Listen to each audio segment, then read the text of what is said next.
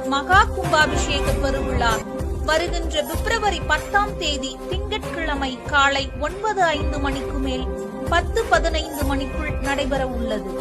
கோவையின் முதன்மை அடையாளங்களில் ஒன்றாகவும் 1000 ஆண்டுகள் பழமை வாய்ந்ததாகவும் விளங்கும் பேரூர் அருள்மிகு பச்சை நாயகி உடனமர் பட்டீஸ்வரர் திருக்கோயில் ஸ்வர்ணபந்தன மகா கும்பாபிஷேக பெருவிழாவிற்கான ஏற்பாடுகள் மும்முரமாக நடைபெற்று வருகிறது.